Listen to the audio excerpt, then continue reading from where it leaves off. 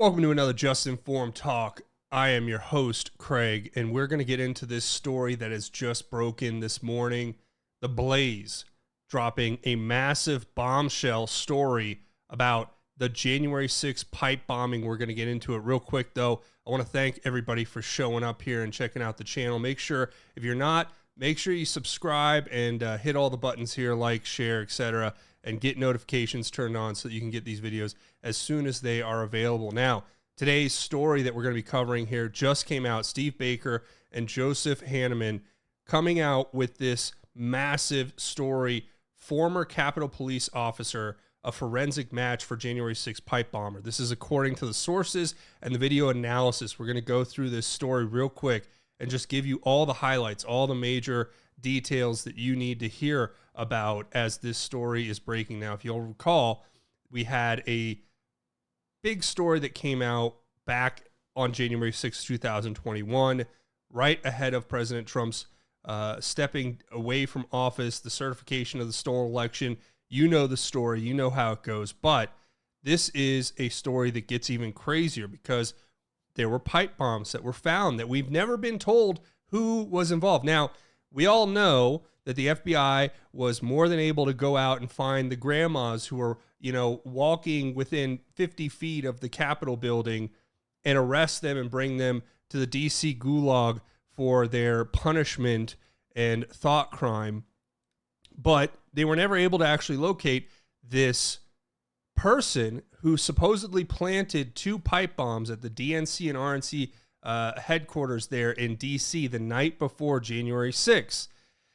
And this story seems to blow the lid off it. Not only have they seemingly, perhaps, identified the person, but the person who planted the bombs who allegedly planted the bombs, let's be clear, we don't know that she did yet, is a woman who goes by the name of Shauni Kerkhoff, a former U.S. Capitol Police officer who just so happens to now work at the CIA. Yes, you heard that correctly. A former Capitol Police officer who now works at the CIA.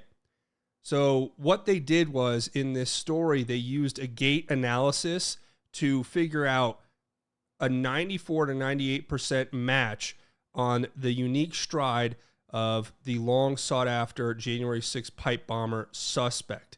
Now, what they did was they used software algorithms to analyze walking parameters, including the flex of the knee and the speed of the step and etc. All these different things to identify that Shauni Ray Kerkhoff, 31 of Alexandria, Virginia, was a 94% match to the bomb suspect shown on video. Now, there are many different ways that they found this, but one of the ways they were able to find this was because she was a soccer star, believe it or not. Shauni Kerkhoff actually played at Temple as a women's soccer goalie, or I don't think she was a goalie, and she had a major injury. I think in her senior year, she broke her tibia, which actually made her walk with a slight limp. And this is part of the way they were able to identify her, because she walks with this limp. Now, this investigation that was put forward by the Blaze Media has seemingly identified this person who may or may not be involved. We don't know yet, but Kerkhoff was a Capitol Police officer for 4.5 years. She left in mid-2021, and she had started back in 2018. And she left to go work as a security officer at the Central Intelligence Agency. Yes, that is true, apparently. Now, one of the craziest things about all of this is that Kerkhoff has a residence in Alexandria, Virginia, which appeared to be under the watch of law enforcement officers on Friday night when the Blaze news editor-in-chief, Christopher Bedford, was pulled over by local police after stopping to observe the home. When you go on and read more through this story, what you find out is just very strange things. Former FBI Special Agent Kyle Seraphin realized on Friday that he was actually detailed to do surveillance on the home next door to Shauni Kerkhoff. And he was strangely pulled off for no logical or explainable reason. He says here, quote, The FBI put us one door away from the pipe bomber within days of January 6th, and we were deliberately pulled away for no logical or logically investigative reason. And everything about that, he says, tells me they were involved in a cover-up and have been since day one. They were effing in on it, Serafin said. Serafin proposed a knock and talk at the door of the Air Force civilian employee whose address was tied to the vehicle that picked up the bomb suspect in Falls Church, Virginia on January 5th. But inexplicably, he was pulled off when that was denied, right? They said, no, don't do that. And then he was very quickly pulled off of the case. Now, they did this Gait analysis. They talk about that throughout this, how they did it, where they got the samples, how they got the video. Basically, what they did was they took videos of officers on January 6th, right, that we got through whatever, FOIA and everything, and they got a higher resolution video of the pipe bombing suspect here walking. Now, why is that important? Because what they say in this article is that the publicly released video of the pipe bombing suspect walking through Washington, D.C. was actually deliberately tampered with to lower the frame rate so that it would be much more difficult to take an algorithm-based analysis like this Gait analysis and use it to match it to somebody who may or may not be involved. So they were actually able to obtain higher resolution video, which was more able to be used by this Gait analysis algorithm to match this analysis, which has obviously taken Shauni Kerkhoff and made her a 94 to 98% match. Now, does that mean she did it? No, because there's obviously a percent chance that she's not involved at all.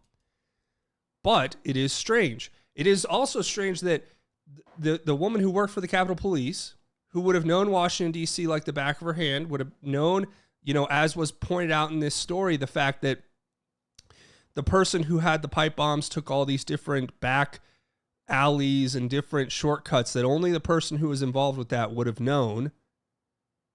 And that just leads you to believe this might be somebody who knew the area very well. And couple that with the broken tibia and the limp and the Gait analysis and the height. The person's height matches roughly 5'7". If you see here, Shauni Kerkhoff's listed at 5'7". So this was about the height of the person who was involved. There's just so many things that point to this possibly being it. Now, what we know about her and the Capitol Police is that she actually worked in the Capitol Police on this civil disturbance unit right here. They train officers on less lethal crowd control weapons that were extensively used on January 6th, but not only that, they were used in a lethal manner. If you'll recall, at least 16 members of the early crowd on the Capitol West Plaza were shot above the waistline with kinetic impact projectiles, which would have been a lethal way of using lethal weapons. And again, it says that based on the approach of numerous intelligence officials with questions about findings from its investigation, Kerkhoff matched the description of the behavior of the suspected bomber based on her distinctive walk, slight limp, 5'7" frame, and other factors. Now, you ask, why would they have planted these bombs?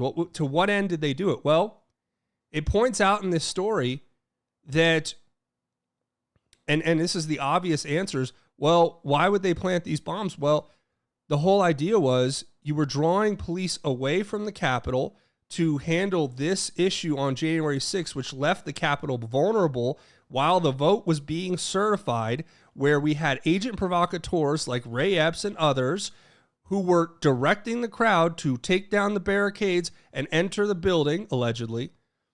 And this all happened, in effect, to create the environment necessary for this Fedsurrection to take place, for the false flag to be staged and set up, for everybody to be framed, for the entrapment to take place. That's what all this is basically showing. Now, they don't see, they asked here the former Capitol Police Chief Stephen Sund why they would have done that, and he said, well, I don't know why they would have had any legitimate reason to do this if they are involved. Well, yeah, no kidding. The story goes on to talk about things like the Secret Service reaction to the bomb, as if the Secret Service was fully aware that these bombs were not able to be detonated. Thomas Massey is referenced throughout this article several times in his cross-examination of witnesses on open hearings on Capitol Hill about this very subject, where he asked a series of questions that did not get answered. But you can put this all together for yourself here and see it for what it is. I'm just going to make sure I didn't miss any details from the story. I think I've summarized it fairly well. This is where it talks about her career in soccer and how she got recruited into the Capitol Police. She was fast-tracked through a program at Temple University after her leg was broken in a soccer match. And now she's at the CIA, apparently, right? And one of the most important things here is to listen to this right here. Kerkhoff was hired by the Capitol Police in 2018.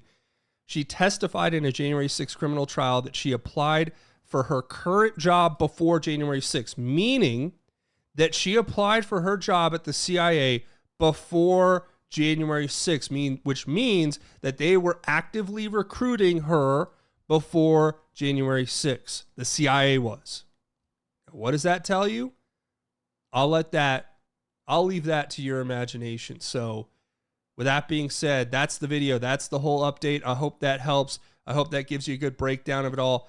Make sure you support this channel. Find me over on x.com/justinform1. And you can also help out by supporting this channel with monthly donations at givesendgo.com/justinformtalk. We're going to leave it there. And as I always say at the end of every episode, make sure that you go out and give thanks to the Lord this day. And we'll see you on the next one. Until then, I'm your host, Craig. This is Just Informed Talk. Godspeed. And God bless each and every one of you, Patriots.